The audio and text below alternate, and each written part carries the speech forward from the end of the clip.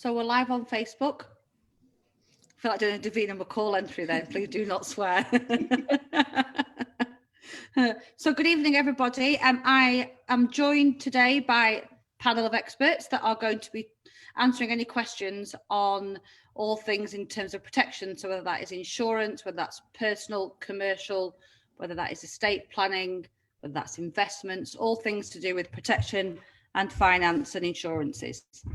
So there is one thing to say before we go any further, which is this call is considered a guidance call and doesn't really constitute specific advice. And if anybody does need that, then all of the panel will offer their time to enable you to contact them separately. But in the meantime, please do share this broadcast and do submit any questions. We'll keep an eye on both questions that are coming through live, but equally we have some questions that people have submitted in advance. That's the formal bit over with. So now I'm going to hand over to our panel and allow them to introduce themselves. And I'm going to start with Tarnia and Annabel, because for me, you're in the top corner. So you get to go first. Hello, how are you all? So we are Tarnia and I'm Annabel, and we run TP Financial Solutions. So we're based in Heysham, and we provide financial advice on things like protection, so life insurance, income protection for individuals, and also look at things like pension planning and investment planning. So it's that kind of area of expertise that we have. And we've been spending a lot of time over the last few weeks speaking to all these other lovely professionals to help other people out, which has been great. And yeah, we're just happy to help if anyone's got any questions. Okay, so in that case, you can choose who goes after you now. Oh, I think Nicola should go next. Which one? Exactly. Nicola Combe, you're next in the... Yeah, you're underneath us, Nicola. Okay, thanks. So I'm Nicola from Morecambe, Wills. I do wills, powers of attorney, estate planning, inheritance tax planning, and you can even arrange a funeral plan through me if that's what you would like to do. I work across the bay, so from South Cumbria down to North Lancashire. Most of my customers are around Lancaster and Morecambe area, and I'm based in Lancaster. Most of the time do home visits. Just at this moment in time, that's not quite possible unless it's in exceptional circumstances. So most of my work is done by Zoom or over the telephone. Anyone got Zoom fatigue yet? A little bit. We have when there's more than about 4 people on it. If we've had somewhere there's been about 12, and that's been very chaotic. Yeah, absolutely. Okay, and then last but by no means least, the other Nicola. Do you want to introduce yourself? I will do. I'm Nicola. I'm from Guy Pen, Lancaster, formerly Reed Hamilton.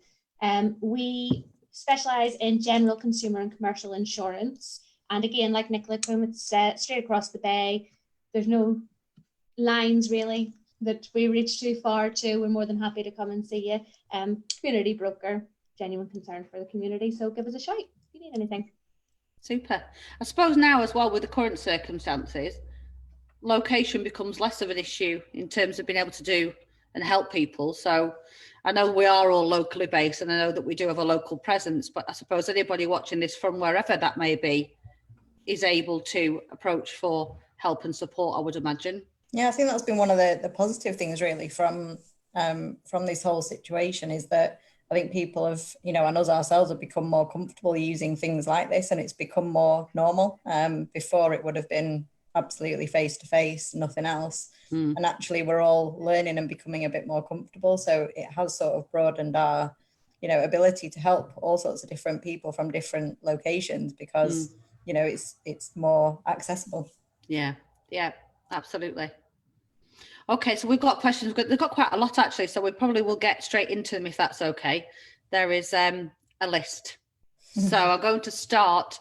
I'm going to say start with you, Nicola, but I need to start making that definition, don't I? Nicola Morecambe Bay Wills and Estates. I was going to make a will once we got married, but I've had to postpone my wedding due to COVID. And should I go ahead and make a will, or will I have to redo it when we get married anyway? Right. Well, you're not the only one who's had to postpone a wedding. I know of at least 2 couples. One is with us today. I mean, my general advice is you should always make a will as soon as you can. If you've got property, if you've got children, you should make one. Don't wait until you get married. That way you protect. I mean, I've had a couple of couples recently who've had to postpone their weddings. You know, one of them. And I always say, you know, remind you that when you get married, your will is revoked. So a lot of people don't know that actually, but you can, in your will, you can say in contemplation of marriage. So you can put a little clause in, or we can put a little clause in to say, you know, we're about to get married and we don't want this will to be revoked when we get married. So that allows you to do your will now and be safe in the knowledge that it's not going to be invalidated after you marry. Although I was on a call with lots of other will writers today, really interested it was. And we talked about this actually, and that we talked about a case that was recent, that will had been written with a contemplation of marriage clause, but 25 years later, the guy died. And of course, it was deemed to be, it was not valid. Yeah. Because you really do have to have, you know, you are really supposed to be contemplating marriage. So 25 years is stretching it a little bit. Still thinking about most of the time. You know, it does work. And so when you go and make your wills and then when you get married later, you don't have that fear. So my view is don't wait, do it now. It doesn't matter if you have to postpone your wedding until next year, but at least you're safe in the knowledge your will's done. And when you get married next year, you don't have to do anything against you. Okay, but then you would at some point, wouldn't you, then have to, like you say, so it is in contemplation of, so what's that period then from your point of view? Not 25 years, I suppose, but how long is the contemplation seem to be reasonable, I suppose? I mean, some will writers say within the next 12 months. Right. Others actually put a date in. I would always advise against that because if you put a date in, you know, you say you're going to get married this July and now you can't get married this July, then that clause becomes ineffective. Right. So, you know, I always talk to people, are you really seriously going to get married? Because we don't want to just put it in just in case. So I always talk to people, you're going to get married in the near future is really the way that I express it. But there isn't a date, a statutory date. It's just this case for 25 years, you know, was probably was a bit much. Yeah, absolutely. Yeah. So the message is do it now. Don't worry about it. We can put that clause in and you know that you're safe and you're protected. Brilliant. Thank you very much. Thank you. Next question is for Nicola M.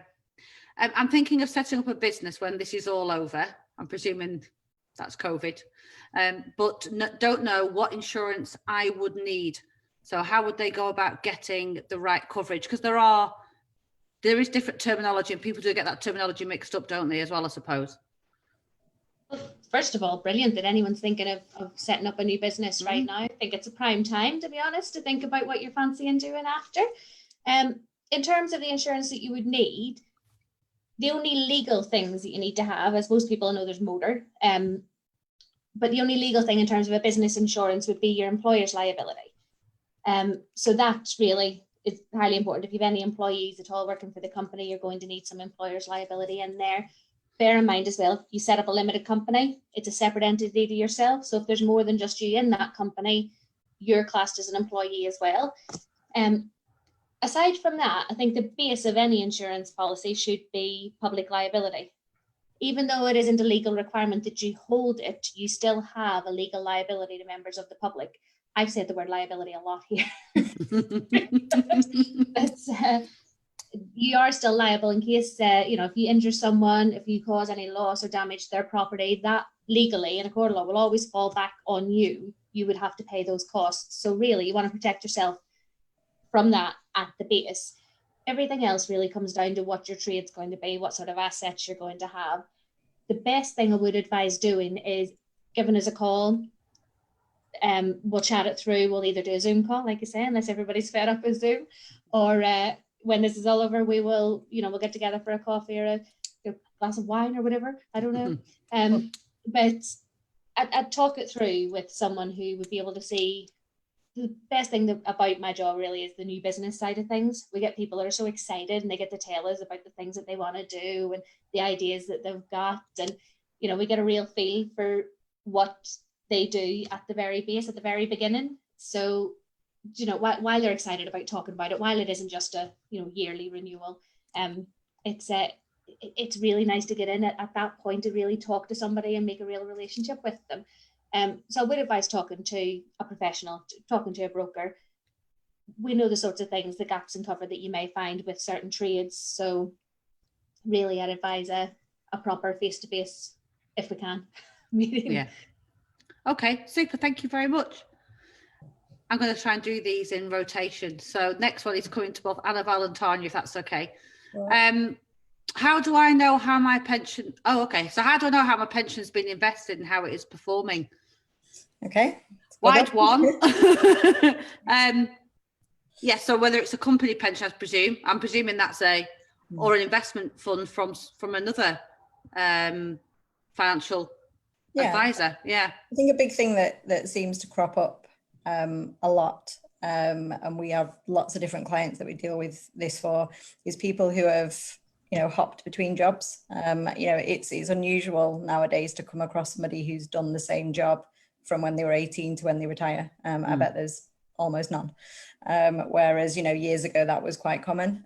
So a lot of the time people are sort of stepping from one job to the next, and potentially, you know, then they're self-employed for a bit. So they're setting up something for themselves, and they can end up with pots and bits of pensions all over the place. So I suppose the first port of call really is to gather as much information as you have available. So, you know, all those letters that you've kind of stuffed in a cardboard box or plastic bag or whatever it might be. All those envelopes you've not opened. Yeah, exactly. Not opened in most cases. Yeah. You know, they're a really good source of initial information. So I think it's taking that first step and saying, right, I'm going to find out what these are. So for us, the way that we approach it is the only thing we need to start with is a provider and a policy number. So with those two bits of information, plus your personal details, which hopefully, you know, everybody will know, things like, you know, national insurance number, your date of birth and that kind of thing, we can contact the providers and actually find out all the information. So we can go to them directly, find out where your money's invested, how it's performed, the charging, all of that sort of information, and make it, you know, so that you've got an up-to-date picture of what your circumstances look like. Okay. We don't charge any fees for doing that.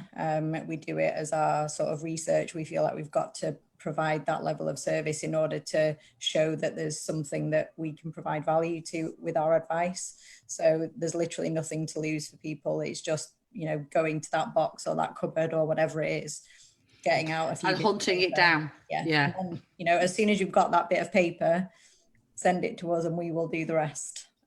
So that's the bit we like doing that. So it's good.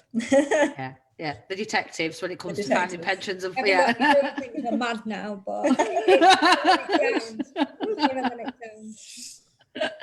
well, if you know, but it is easy, isn't it, for it to happen? So people do, you know, and it's a company scheme, and then I suppose the other thing will be they might know where the pension is invested. Yep. But again, they mightn't have all that detail, but they might just not know whether it's invested in the best place. So they can come to you for that as well, can't they? Yeah, they can come to us for that. Another big thing really is about if the risk profile of what you're invested in is right for where you are now. So say, for example, you know, you've been put into a default investment fund with your work scheme and you're, you know, in your 30s.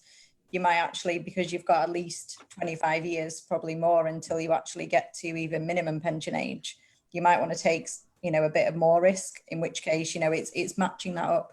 And the way we look at risk is by a questionnaire. It's just 12 questions. So, it doesn't take very long. And then we've got a baseline of what your risk profile actually is, and we can compare it against what you're actually invested in and see if there's a mismatch, and see if there's a better option available. And the same for people coming up to retirement. They might have made a decision when they were younger to go into a high risk fund, but they've not reviewed it over the years. So it might be advisable to do it the other way Than do around the and way put around. in something Yeah. less risky. Okay, perfect. Thank you very much. Okay, and we've got one for Nicola M. So isn't it just cheaper to find my insurance online? Occasionally, yeah, but often we do an insurance review, a free, no obligation insurance review, and we quite often find when we review policies that have been bought online, they can be cheaper, not all the time. You know, we do get a certain amount of commercial sway with insurers that we place a lot of business with. They can be cheaper, but it's often at the quality of the product that you're buying.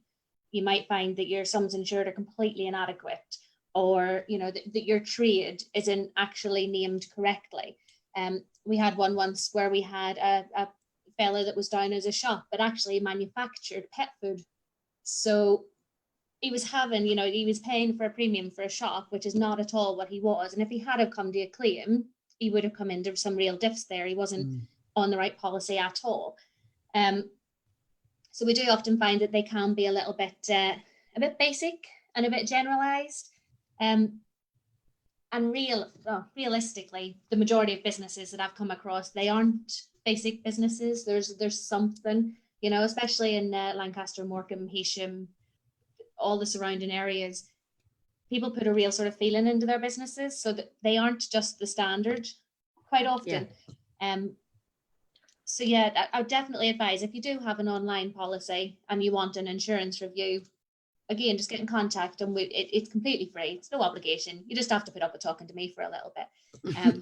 But yeah, they can be, but not often. And often the ones that are just completely are inadequate and do not cover you correctly.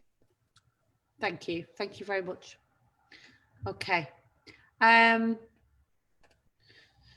for Nicola, for another one, so we are married and want to plan our future estate. Somebody told me that if we aren't married, we don't get inheritance tax allowance that married couples get. Is this correct? The really short answer is yes. Next. There you go, next. The first thing I'm going to say is I can't tell you how important it is to get a will if you're not married. If you live together, especially if you've got property, or particularly if you've got children and you're not married. I think there's a misconception still that, you know, if you've been living with someone for 10 years, you become a common law wife or a common law husband. Yeah. And it really is not true. There is no status in law. So unlike if you are married and you don't have a will, the laws of intestacy will say that if you die without a will, your spouse will get, not all, but the majority of your estate. A common law relationship, there is literally no law that says that the other inherits.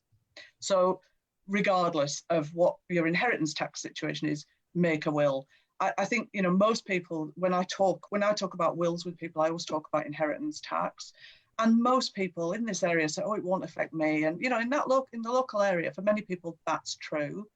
But I think what you need to remember, what you need to realize is that if you're married, that whatever you leave to your spouse is free of inheritance tax. That's not true if you are unmarried. So, and as a married couple, you get other tax breaks. You can transfer inheritance tax allowances between each other.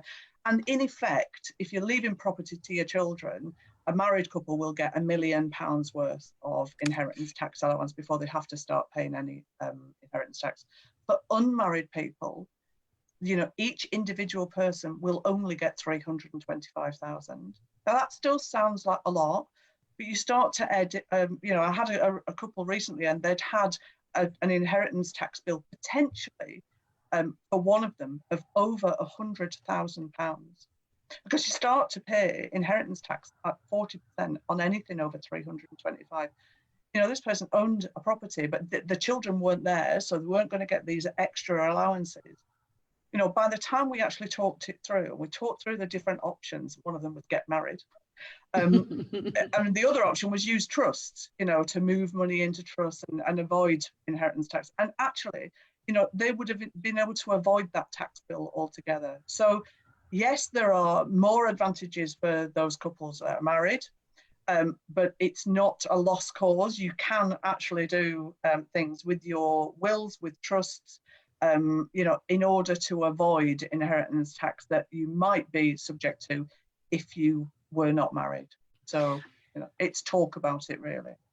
And this might be a very ignorant question on my part, but when we refer to married, and then there are people that have a partnership, yeah, you know, so what does that have the same?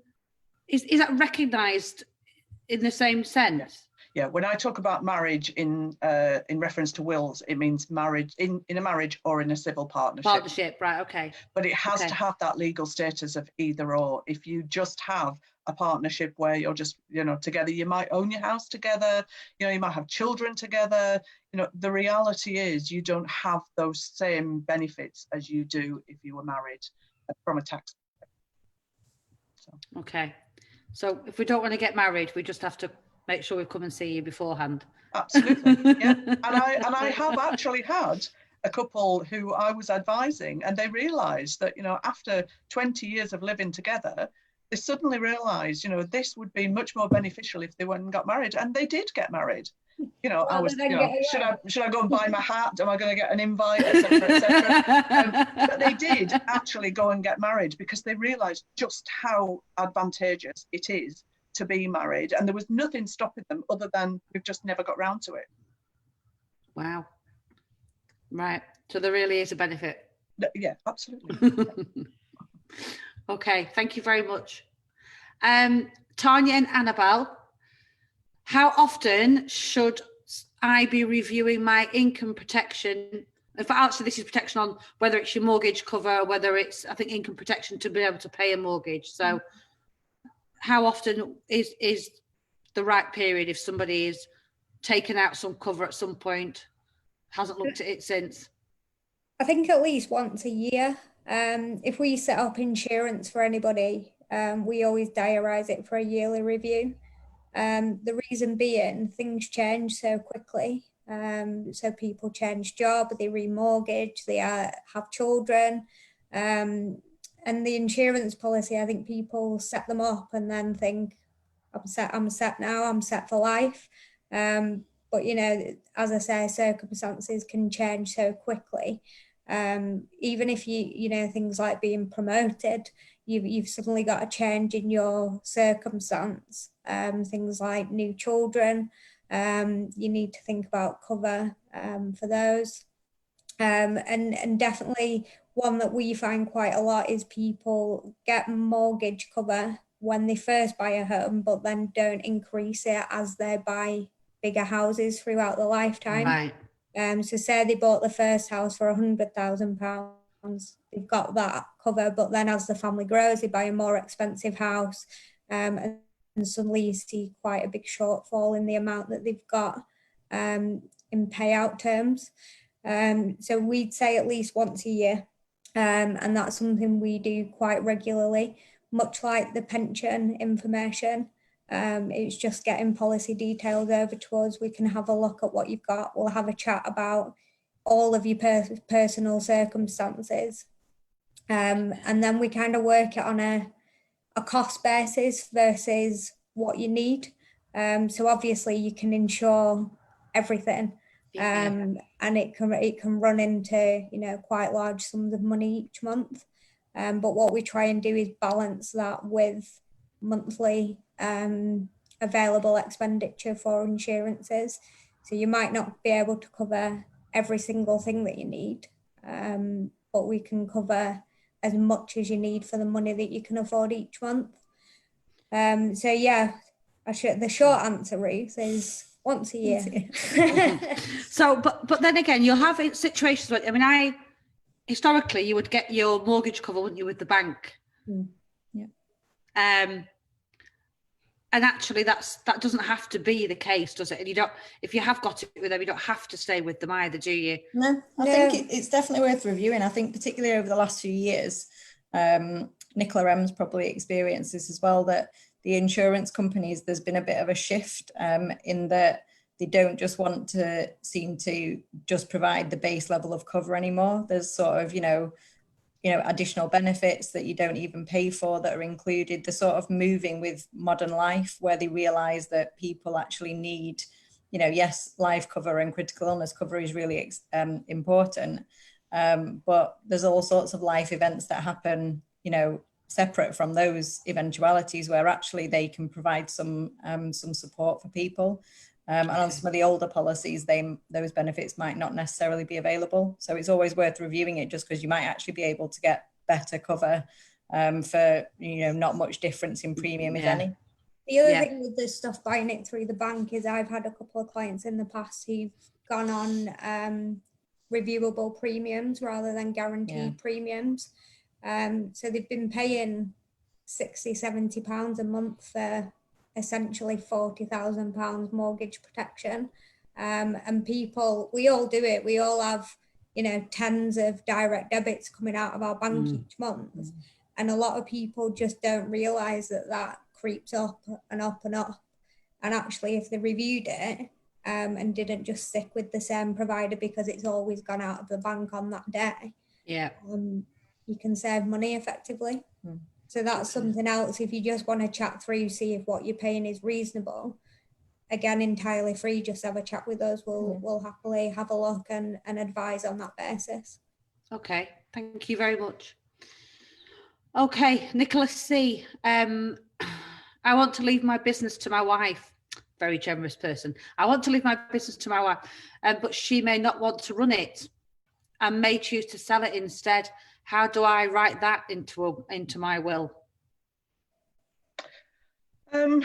So I think the first thing to remember is that most businesses are free from inheritance tax on death. Not all, you do have to fit a certain criteria, but a lot are, and that's, so not to penalise people who die and they own a business. So it's not part of your asset when you die. As I said, in most cases, we should talk if you have specific circumstances. But many people want to leave it to their family. And in fact, sometimes you get husband and wife teams. The challenge comes if you leave it to your spouse and then they sell it. Now it's cash. And because it's cash, it's included in your estate. If it was still a business when the second person from the couple died, then it's still attracts that tax relief. But if it's cash, it doesn't. And that, of course, can attract inheritance tax. So, I mean, I recently worked with a couple and they had quite a valuable business and they both ran the business. And so they were wanted to leave it to each other. And on first death, it would be, wouldn't attract any inheritance tax.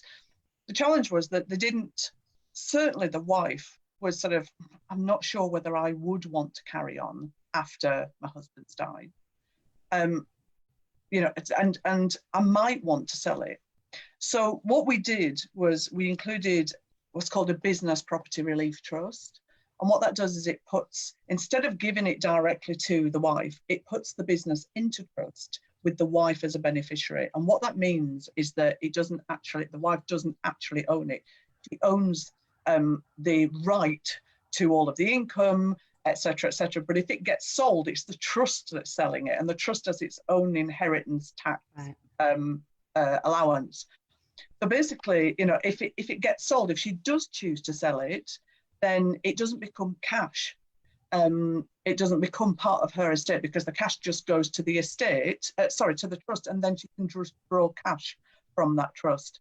So those are the sorts of things that you can do to protect your business. So, I would always say, don't just leave it. A lot of people just say, I leave all my residuary estate, and that includes your business, to my wife. And that's a really dangerous way of doing it, particularly if you have a large business and a valuable business that has some assets, So yeah. So presumably what you'll have done there is saved them potentially an awful lot of money if that was to have happened. An awful lot. If you have a £500,000 business, for example, that's, you would pay a lot of inheritance tax on that if it became cash. So if you've got other assets as well, and you start to think at potentially 40% of a £500,000 business, that's a lot of inheritance tax to pay. As I said, not every business attracts this business relief, property relief, and therefore doesn't pay inheritance tax. So it's important that we have a conversation about the type of business that you have. There are some businesses that don't attract it. And then there are also some circumstances. So a good example is if you have other directors and you have an agreement with them that you will sell on the death of one of the partners, the others can have, are entitled to a share. That negates it from having inheritance tax allowance relief, because it's deemed to be an agreed sale already in place, and that's one of the criteria. So it's those sort of circumstances that we just need to talk about. So the main thing to just think about is, don't ever really do a will that just says I leave everything to my wife or I leave everything to my husband, because that can attract a lot more inheritance tax, particularly where your estate includes a business. So have a conversation with me, free 30 minutes consultation. We can have a chat. We can talk about how, these things might pan out, and you don't even have to go with me. You can go and talk to someone else afterwards if you want, but, I can tell you what the best thing to do is, and then you can make your own mind up. And I think just that example alone, but people say, oh, I've got one of these will packs. And I've filled it in. I mean, that's not going to be detailed in there now, is it? No, absolutely not. That is just the line I leave everything to, and then a signature, isn't it? Yeah, it's similar to when you just go online and you just do a cheap online will. You're not often asked, these questions. No. So they may say, do you have a business? And you can say, yes, I have a business, and I want my trustees or my executors to carry on running it for me and be able to sell it if need be. But it doesn't necessarily say, and you want to protect that business and all of those sorts of things. So it's the advice that you're looking for, really. Yeah, absolutely. I think the other thing to bear in mind with that aspect of planning is, in that example, if you've got one part of the family who is the business director, who has other directors alongside them who are not members of the family, and there is, whether it's a conditional or an unconditional agreement on death that those shares would revert to either the family or to the shareholders, is bearing in mind that you can protect that, and you should protect that. So in that example, if the husband dies and his share of the business passes to his wife, and she's a nurse with young children and obviously can't facilitate her role in the business, she's still entitled to the value of that asset. So where is the money coming from the other directors to buy her out? And a simple protection policy in trust can solve that problem. So it's worth considering all those other options as well, because it doesn't necessarily have to be, right, well, we're going to go to the bank and borrow money when one of our key directors has just passed away. Are the bank going to be comfortable doing that? So there are specific business protection policies that can cover that eventuality. And they can be paid through the business as well. Yeah, right. The key is that they're put into trust. And they don't go directly to the partner, who then potentially it's now cash and now becomes part of their estate. We should do a trust call in a few weeks. Well, there's a lot, isn't there, to think about. You can understand why people may get overwhelmed, and it gets to do that. Oh, I'll think about that later, tomorrow, after. When actually it needn't feel like that. If they came to see somebody or did a Zoom with somebody who was able to just ask those questions to ascertain it and just demystify it and make it easier ultimately. Yeah, exactly. Because, all of our types of expertise all work together. So, if someone came to us and said, oh, well, we'll do all this financial planning, but we don't have a will, then, we refer people to Nicola. And if people came to us and said, I've no idea what I'm doing about business insurance, we'd send them to Nicola M. So we're sending people out to, so even though you might land with one of us, or, you know, with another professional, the hope is that they will point you in the right direction for the other bits. You'll always get referred to a Nicola. No, always. We don't deal with anyone apart from Nicholas.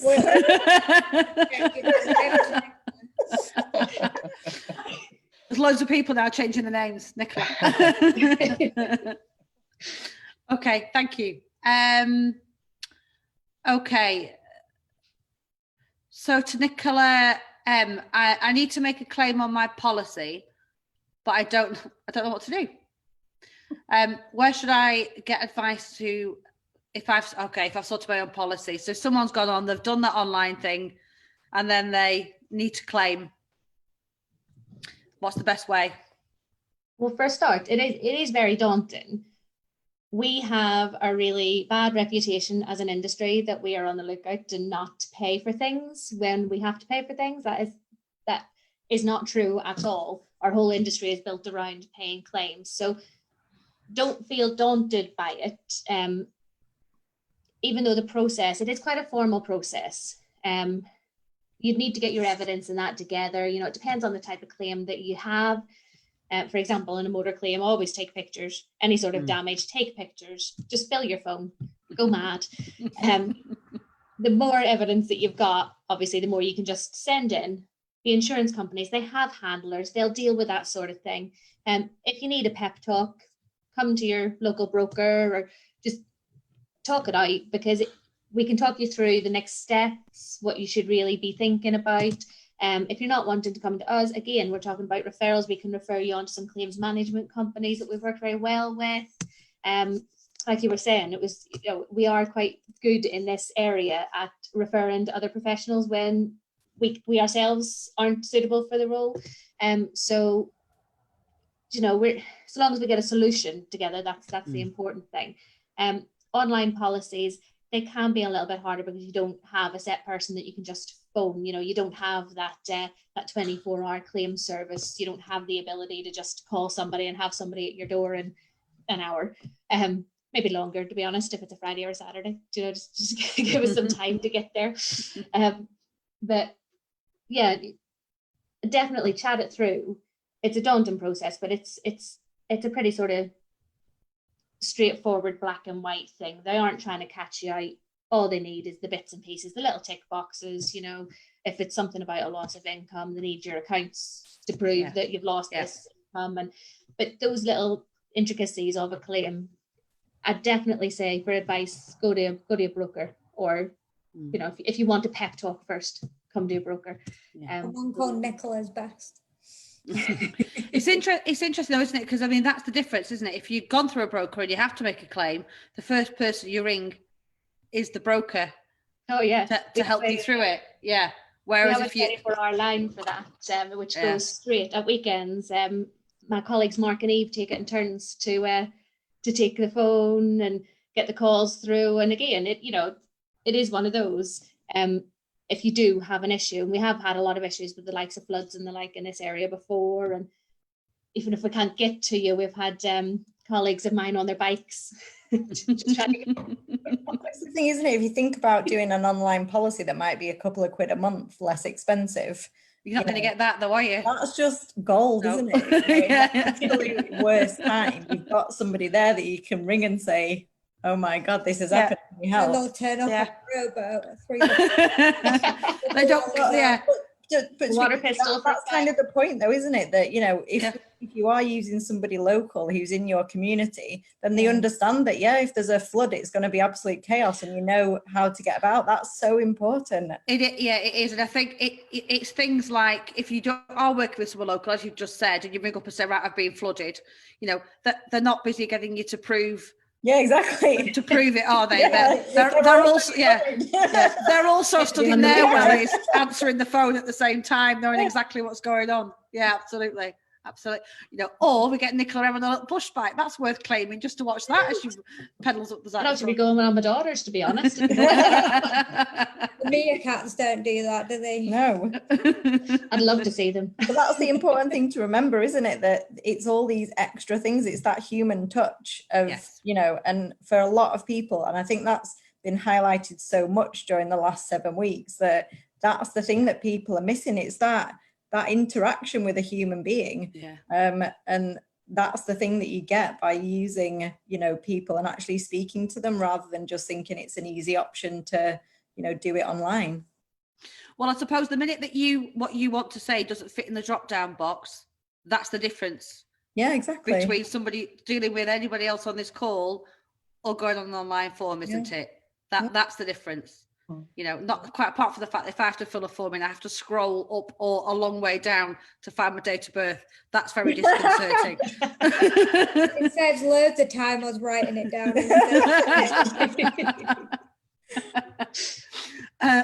Okay, so this is to Annabel and Tarnia, I think, although Nicola might have something to say about this as well, but I recently inherited some money.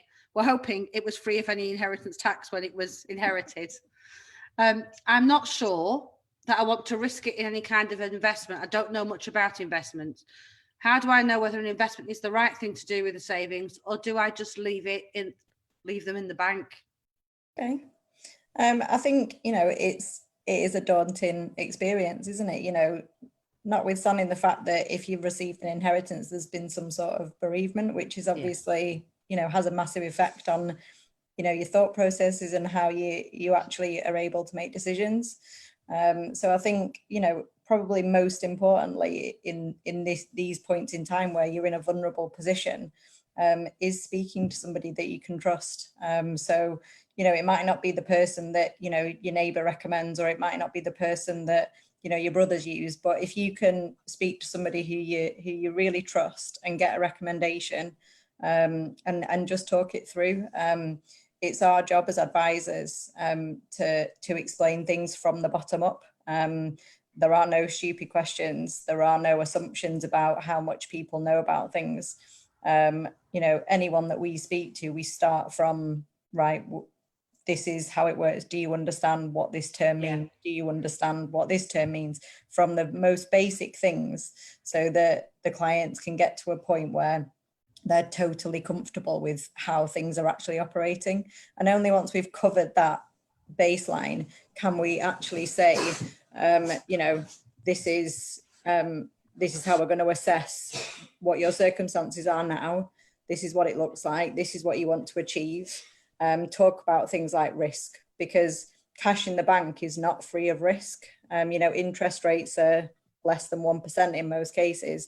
Inflation's considerably higher than that in most normal years. And therefore your money is losing its spending power just by sitting in the bank.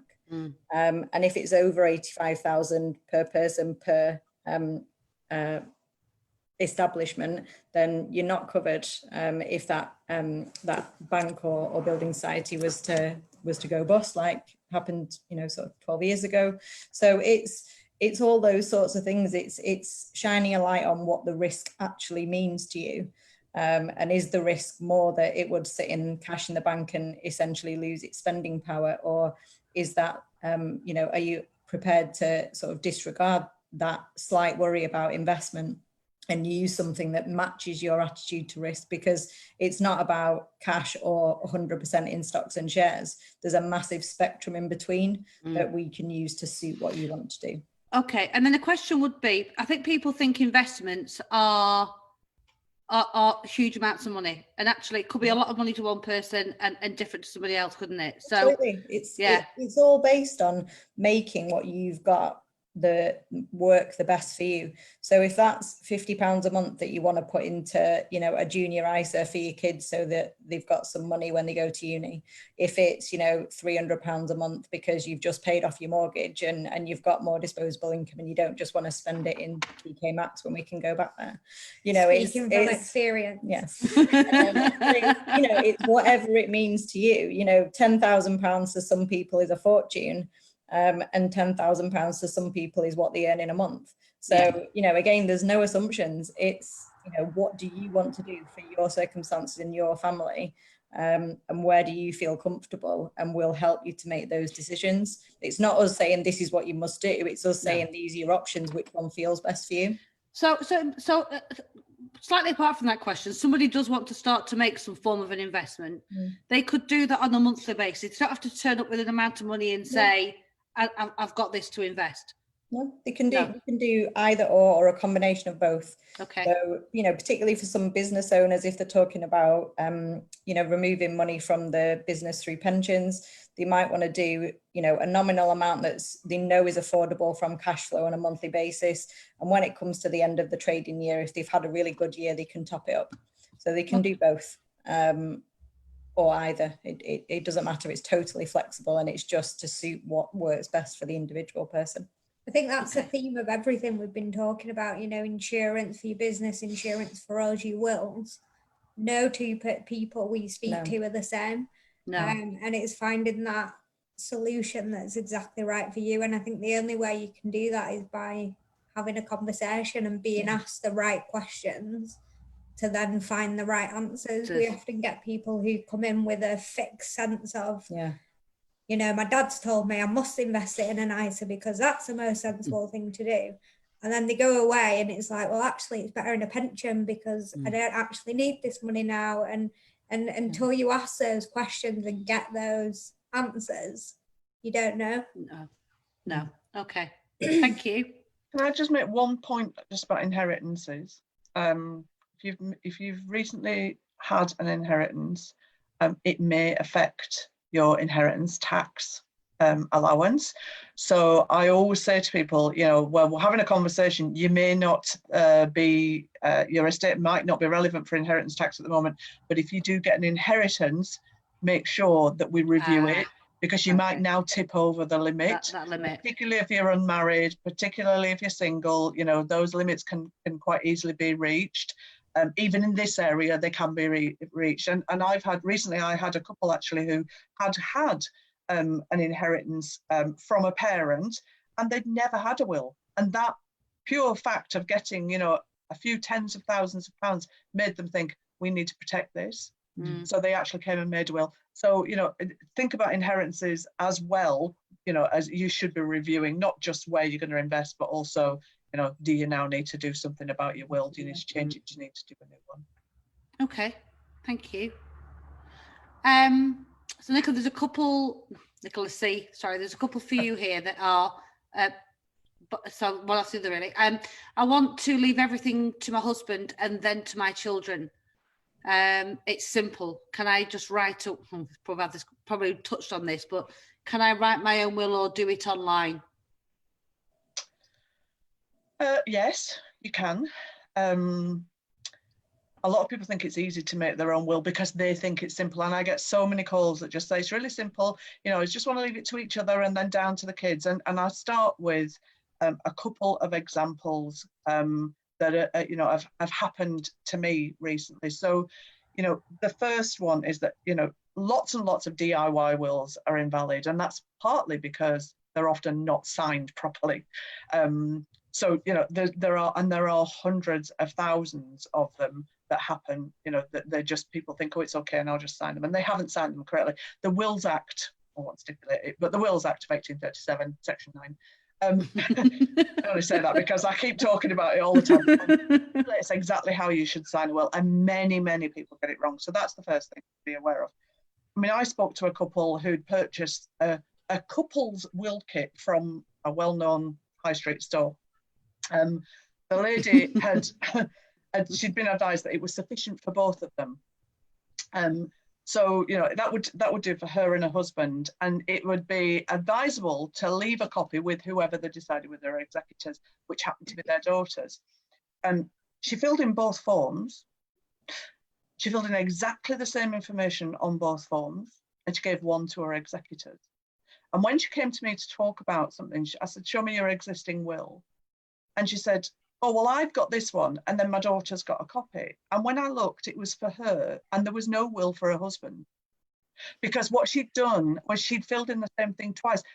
I mean, it was a simple mistake, but what it meant was that for all these years, she had a will and her husband didn't. Yeah. So, you know, that's the simplest example of getting a DIY will wrong. I mean, the other one that I would say is that, you know, one of the most valuable things that a couple has is your property. And it's really easy to just say, oh, well, you know, I'll leave my property to my husband because then he'll leave it to the children. And most couples that I talk to think that's the easiest way to do it. what it doesn't do is it doesn't protect that inheritance for the children, so it doesn't, and neither does it protect that inheritance from care home fees. So there's a number of scenarios where, now the surviving spouse owns 100% of the house, and now they may get remarried, or they may, go into a care home, and now that inheritance is no longer there for the children. So I always talk to couples about whether they want to put their property into a property protection. It does protect your share of the house. I mean, a lot of I don't charge extra for that, by the way. And if you haven't had that conversation with someone like me, and you're sitting online doing it online, or you're doing it in a DIY will, it wouldn't even cross your mind. You wouldn't even think that was a possibility. And even when it's offered in an online will questionnaire, I can almost guarantee it, and it isn't offered in all of them, but if it is, it can be added by an extra charge. So for me, that just purely sitting down with someone, like me, and just say, it costs you not much more to do an online will, to do a will with me than it would to do with an online will, and yet you're getting all of that advice. I talk you through all of those scenarios, and people often say, I never even thought of that, it never even crossed my mind. So that's why I say you might think only in the very, very, very simplest of situations. You don't own a property, there's only the two of you, you've got a very, small estate. Yeah, a DIY will might make sense. But if you start to have a property, anything else like that, just talk. You can always get free advice, and you can still go and do it online. But you've got that advice. Okay. Right. Yeah. Okay. Then we have another one for you, which is Right. my mum has early signs of dementia. Can she still get powers of attorney put in place? It's perhaps worth explaining just what power of attorney is for those people that might be watching that aren't sure what the basis of that question is. So a power of attorney is you as the donor giving other people who are the attorneys the authority to make decisions for you. And there are two types. There are finance and property, and there is health and welfare. So you can do either or. We would always advise to do both. And that allows you to make decisions and deal with banks, deal with benefit agencies, sell properties, talk to doctors, talk about treatment plans, care homes, etc. The challenge is that most people don't think about powers of attorney until it's too late, or sometimes until it's almost too late.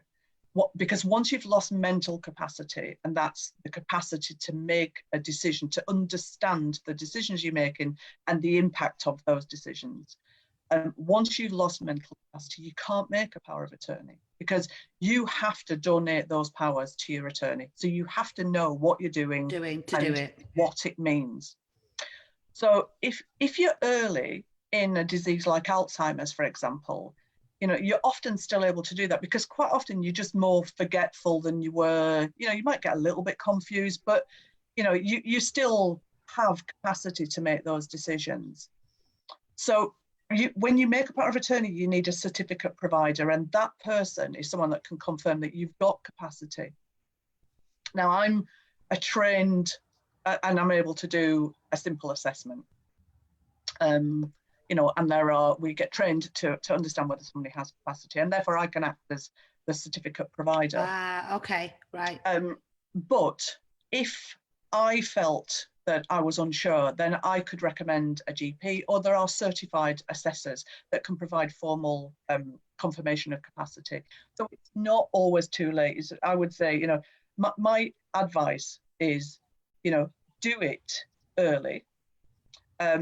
Before any of these things happen. I've talked before about powers of attorney being in like an insurance policy. You do them, you put them in a drawer, and you might never make a claim, but if you do, they're there and ready to help.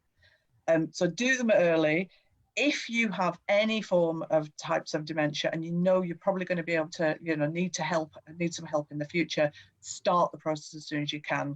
If you're a little bit further down the road, it's still doable, but you may need to have somebody formally do the assessment. Once you're too far down the road, you can't. Okay. there is one other thing, sorry, I just wanted to just mention about powers of attorney aren't just for dementia. Lots of people think they're for older people with dementia. Yeah. So I had a couple recently who called me, a family who called me recently, and the mother, it was an awful situation because there was a client, you know, the mother wanted to have a power of attorney put in place because she had a terminal illness. I went to talk to them. You know, it became quite apparent that actually she didn't have that long left. And a power of attorney takes 8 to 12 weeks. And at that point, I had to have that awful conversation with the family to say, look, you know, I don't want to take your money for doing a power of attorney because, you know, it's not going to be registered really in reality in time. So here's some, you know, practical guidance about what you can do about finances, what you can do about, you know, talking to the doctors and the health decisions, you know, so that just brings it to mind that, you know, my advice is do it early before something, you know, happens that can cause difficulty in doing it or not be able to do it at all. So. Nicola, would that be the case for somebody, say, who just had a road traffic accident and was... Yes, absolutely, absolutely. So that's what I mean, you never know what's around the corner. To everybody, really. Absolutely. And I often say to people who are single, actually, do it, because don't just assume that your, you know, best friend or your mum or your dad or your sister or whatever can act for you. They absolutely can't. I mean, even married couples can't. You don't have the right. This next of kin thing doesn't have a legal status, you know, so just consider doing it. And what if a parent has more than one child? Can more than one person have power of attorney? So in other words, I'm just going to say, people often say, I'm going to get a power of attorney. Sorry. You don't get a power of attorney, and you don't have power of attorney. No. The donor gives the attorney the power. All right. Yeah, so and it's funny because there was something on Coronation Street when, you know, someone was, you know, seriously ill, and they said, you know, and their other half said, I'm going to go and get a power of attorney, and I'm sitting there going, no, you don't do that. Yes, you can have up to 4 attorneys. Right. You have to decide how they're going to work. You can have one and then replacements. You can have them making decisions jointly. You can have them making decisions about different things. So, for example, if you had a business and you had personal affairs, you could have 2 attorneys that you want to deal with your business affairs, and you could have 2 attorneys that you want to deal with your personal affairs. That might be for your financial and property power of attorney, but you may just want, you know, your family to deal with the health and welfare stuff. So yeah, you can have up to 4. They should be able to work together. You know, and you can place restrictions on them as well, you know, of the things that they can and can't do, and you can write down your preferences. So really, really powerful documents, actually. My only thing is do them early. Yeah, I think when we speak to clients about them, they're always surprised when we say, you know, they often say, oh, we've got power of attorney for my mum. And I say, well, have you sorted out, you know, doing your power of attorney? And they say, me, why would I need to do it? And I'm sort of saying, why would you not? I mean, the classic example is you've got a single investment in a single name. You know, you've got a large investment, you've had this inheritance, you go and make a large investment, you know, and only you can deal with that investment. No one else can deal with it for you. If you have an accident, you know, your wife can't go and deal with it. Your husband can't go and deal with it. It's a common misconception. Yeah, no, you're right. Okay. Making a note of it now to make sure that I know what I've got. I'm just thinking, because actually all I'm thinking is, in this current COVID scenario, you know, someone could be stuck overseas somewhere and not be able to access anything. So absolutely. Yeah, okay. Okay. Okay, so this will go to Tarnia and to Annabel. I've had this feels reminiscent of me. I've had my recent pension statement, and to be honest, I don't understand it. And can you help me with it? So they've got a statement, but not making a great deal of sense. Yes, we can help you. It would be very helpful if every single pension company sent out the same letter in the same format using the same terminology. and you know, it'd be useful if they use plain English, but Add unfortunately a glossary at the back none of it. those things tend to happen. They are, you know, they're intended to be clear and transparent, but sometimes that clarity and transparency ends up making things extremely complicated to try and wade through, because there's so much information. Right. Trying to find the bit that is relevant is extremely difficult. So if anybody comes across any documentation, I had a guy yesterday who rang me, who I dealt with a couple of months ago, and he said, I've just had this letter from Aviva. I don't have a clue what it means. I said, just scan it to me. I don't know what it is because you haven't sent it to me. I've not seen it. He emailed it to me today, and I said, it's just a standard letter. Just ignore it. It's just confirming what they need to confirm to you. You don't need to do anything. Everything is fine. That's it, done. So it's just reaching out, you know, and we're all here. Everybody can help. And if there's any confusion, you know, we're not going to charge any fees for doing these things. It's just, you know, we're here. We understand what this documentation looks like. We understand what it is. And we can just point you in the right direction. I think the main thing with that is open the envelope. Yes, open the letter. Yeah. And ask somebody about it, because we speak to people who've buried their head in the sand and they think, you know, we've only done it for a couple of years, and then they realise they've not actually read a letter for 20 years. And it's in that drawer. So to the person who asked the question, well done for opening the envelope. That's a lot more progress than a lot of people do. Step one complete. All right, thank you. I don't understand it. Okay, thank you very much. I've got one last question. Nicola, I've had claims turned down in the past for stupid reasons. How can I be sure that I'm paying for something that will pay out? Well, I'd say if you've had a lot of claims turned down in the past, depends on what a lot is, really, what you're describing as a lot. I would assume that, to be honest, an insurance review is probably a wise step for you, which obviously we do completely no obligation, completely free. I would say that a lot of the places that people fall down on is with the likes of, you know, the general assumptions. Every insurance policy, from your home to your business to your car, everything is based. There is a little section called the general assumptions, which has a lot of assumptions about your financial history. And we see a lot of people that fall down on that, where if you don't declare, you know, previous companies that have been liquidated and the like, that could void your policy. And validate it, okay. Yeah.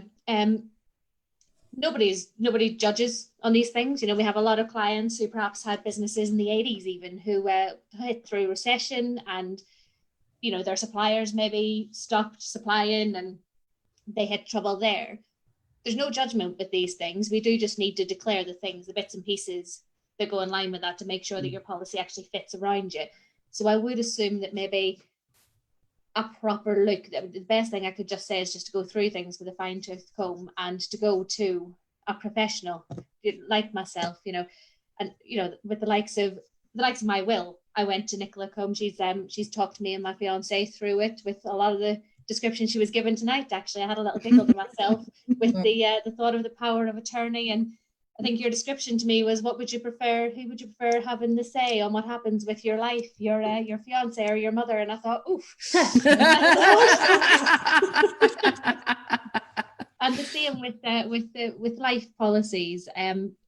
It's not my area at all of expertise. Annabel and Tarnia, it's right up their street. You'll be getting mine to go through very, very soon. But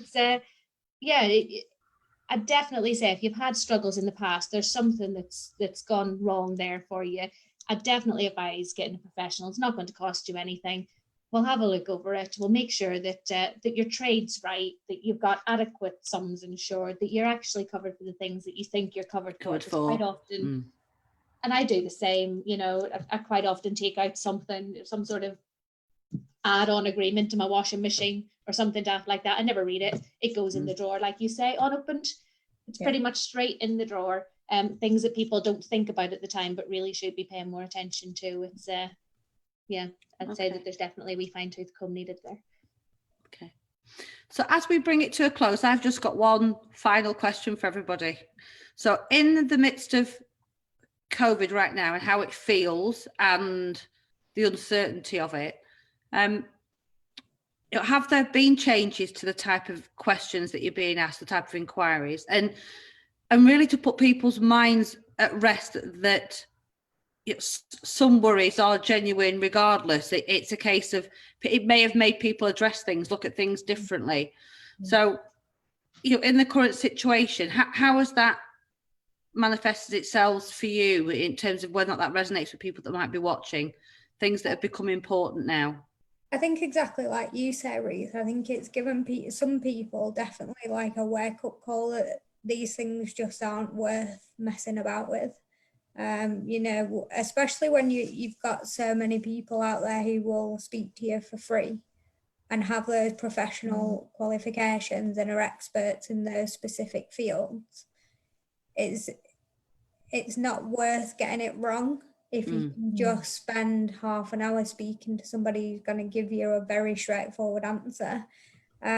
We've not seen panic generally, have we? I think in the main it's been people going, I should sort this out, which from our point of view is just a positive thing, because it's things we say to people generally anyway, have you thought about this? Have you spoken to somebody about this?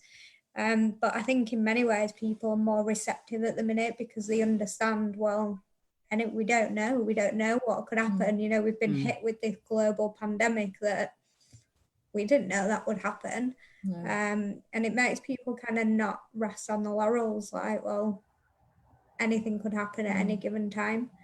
And I think it's people taking action when they think about it, because you so often it pops in your head, I must do that about my pension, or I must do that about my insurance.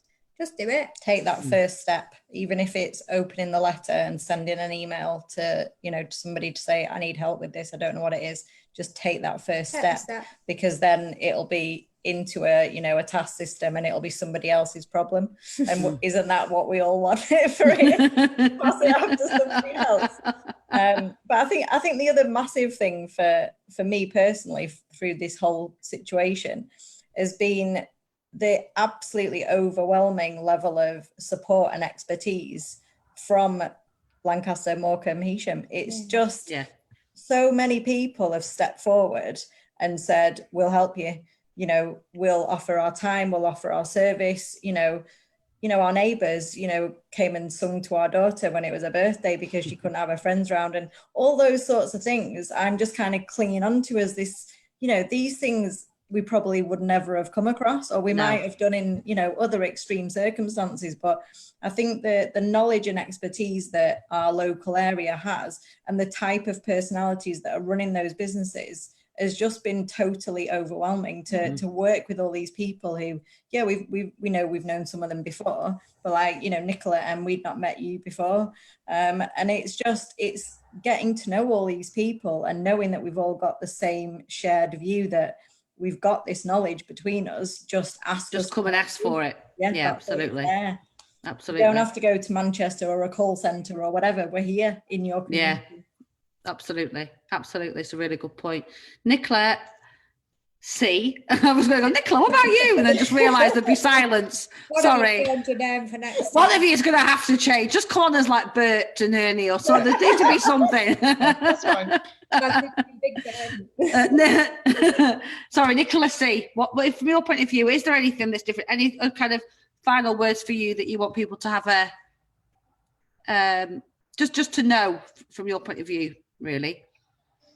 I think obviously what the things that I deal with are, quite daunting, quite emotional for people, very emotional for people. And at this time, that emotion is heightened.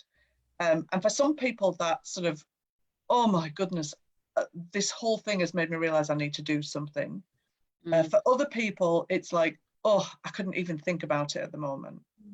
And I'm recognizing in a lot of my clients that, one day they'll feel great and another day they will feel overwhelmed.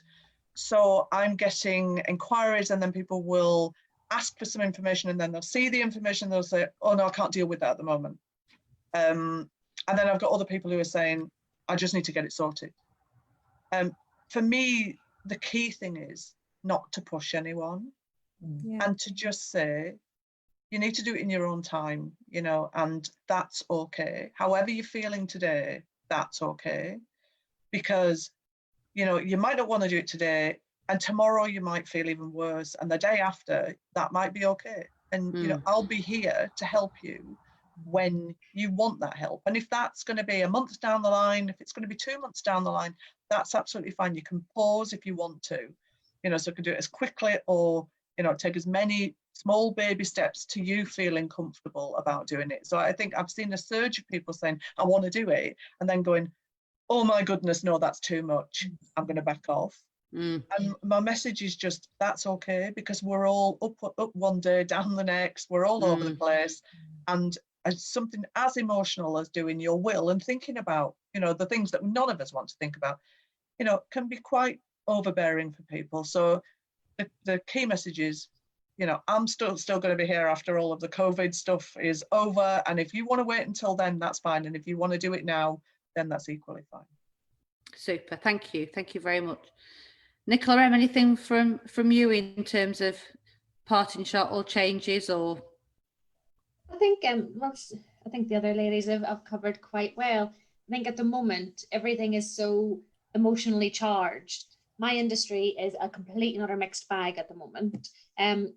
But everything's so emotionally charged, and people, I think, are starting to look more personally at themselves, and they're starting to treat each other with a more, you know, no one expected such a massive, huge, big life-changing event to happen. So I think the majority of people that I have spoken to, the majority of my clients, the majority of businesses that we work with, people are looking at a more personal way of doing things. You know, they're looking to, as we've all said at various points in the call, you know, they're looking to find a solution for people. They can't offer it themselves. They're looking at what way they can help them find the solution. You know, again, in terms of insurance and that, it's hard at the moment because a lot of people will still need the insurance and they're not getting a lot of income in.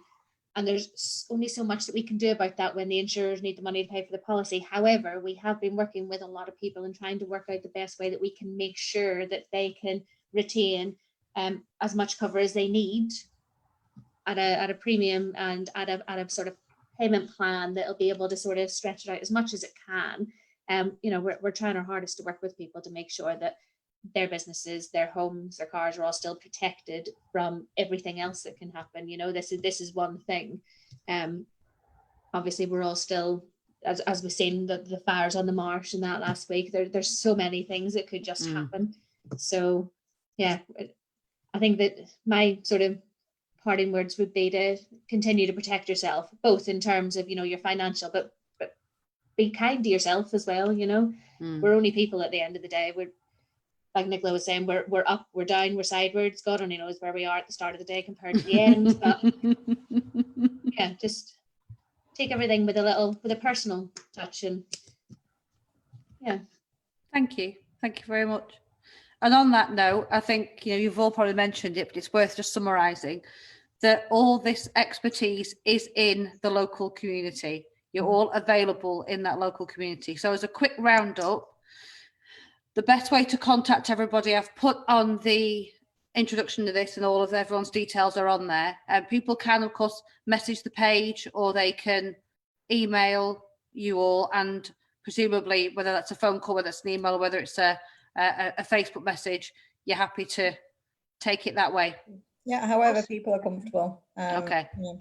Okay, and also we've said that we'll do everybody's available or is committing to giving that free half hour or so from all of you, for anyone who does contact you as well. Absolutely, yeah. As long as it takes, yeah.